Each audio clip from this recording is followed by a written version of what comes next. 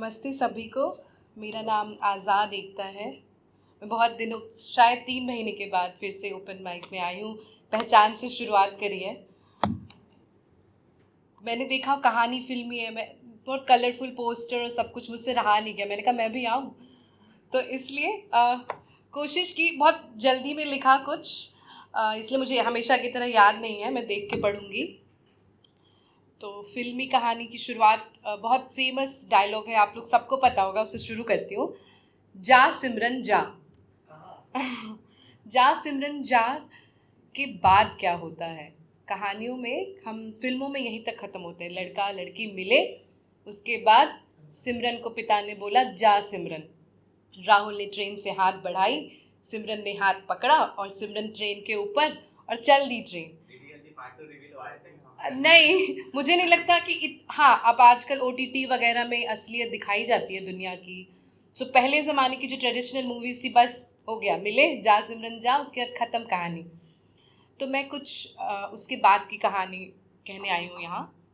कहानी है, मैं स्पोकन वर्ड्स में लिखती हूँ, किसी भी विधा से अलग, जो मन में आया लिख दिया। आशा है आप सबको पसंद आए। सिमरन के जाने के बाद क्या होता है?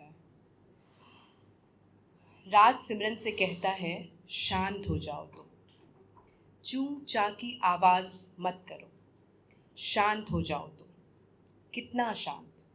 ठंडी परी लाश की तरह शांत, या नुक्कड़ पे खड़े बुद्ध की तरह शांत, या सितारों से खाली हुए आसमां की तरह शांत? कितना शांत? या कठपुतली की तरह शांत होना कैसा रहेगा? कठपुतली की तरह शांत होना कैसा रहेगा? शरीर मेरा शब्द तुम्हारे, शरीर मेरा शब्द तुम्हारे, निगाहें मेरी रोशनी तुम्हारी।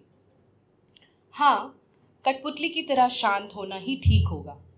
हाँ, कठपुतली की तरह ही शांत होना ठीक होगा। उस धागे का जुड़ाव तो होगा हमारे बीच, एक ऐसा जुड़ाव जो मेरी रूह को थामे हुए है, एक ऐसा जुड़ाव जो मेरी रूह को थामे हुए है। जब रिश्ता आगे बढ़ता है तो दो लोगों में, जब किसी, हम सब रिलेट कर पाते हैं। मैं लड़कियों के पर्सपेक्टिव से लिखा है तो लड़कियां करें रिलेट। तो एक ऐसा जुड़ाव जो मेरी रूह को थामे हुए है। मैं टूट जाऊंगी, बिखर जाऊंगी, क्या पता कभी संवर ना पाऊंगी, इस डर को भी संजोए हुए है। एक ऐसा जुड़ाव, डर, पर वो डर जो बेईमान बना रहा है मुझे। एक लड़की जो रिश्ते से निकलना चाहती है, उस रिश्ते में ना रह के शायद खुश ना हो, इस तरह की कन्फ्यूज़न में डर जो बेईमान बना रहा है मुझे उस परवरिश के लिए जिसने उड़ने के लिए पंख दिए मुझे। पर क्या ये डर सही है? पर क्या ये डर सही है? वो खुद से पूछती है। पर क्या ये डर सही है? कठपुतली की तरह हो जाना क्या सही है? अभिव्यक्तियों को जंजीरों में बांधना क्या सही है? उन्मुक्त गगर से उतरकर पिंजरों का रुख करना क्या सही है? क्या बचा रही हूँ मैं? क्या बचा रही हूँ मैं? वो खुद से बातें करती है। क्या बचा रही हूँ मैं? क्या छिपा रही हूँ मैं? इश्क की इश्कियाँ या संग की सहूलियत या समाज की संरचना, क्या बचा रही हूँ मैं? पिता पुत्र या मेरा स्वार्थी ना होने वाला मातृत्व, नन्ही मुस्कुराहट, किन किन रीजंस वो सोचती है, खुद से बातें करती, वो पॉइंट्स हैं। नन्ही मुस्कुराहट, उम्मीदों वाला बुढ़ापा या खुद को बिरला साबित करने की नसीहत। शायद मैं बचा रही हूँ यादों की रंगीन झोली, शायद मैं बचा रही हूँ यादों की उस रंगीन झोली को, उस उम्मीद को कि अब सब ठीक हो जाएगा। उम्मीदों का आकाश होगा, हृदय की हर्षित होती हरियाली होगी, प्रेम का पुलकित होता पुष्प होगा। ऊल जलूल जीवन की बेरियां ना होगी, फिर से दुनिया के हर दस्तूर से दूर, रंग रश्क इल्ज़ामों से अलग, ख्वाबों के आशियाने की गुफ्तगू होगी। क्या इस उम्मीद को बचा रही हूँ मैं? धागे में परी गांठ को एक एक करके सुलझा रही हूँ मैं।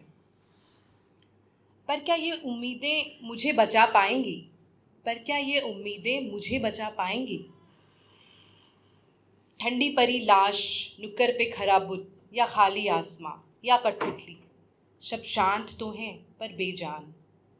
मैं बेजान नहीं, मैं बेजान नहीं, मैं तो जीवन हूँ, वो खुद से कहती है। इन सारे कैलकुलेशंस के बाद वो खुद से कहती है, वो लड़की, मैं बेजान नहीं, मैं तो जीवन हूँ, मेरी धड़कनें शोर करती है और मुस्कुराहटें जादू और मेरी आंखें ख्वाब देखती है। मैं बेजान नहीं, मैं शांत नहीं, मैं कठपुतली नहीं, मैं खुले आसमां का परिंदा हूँ।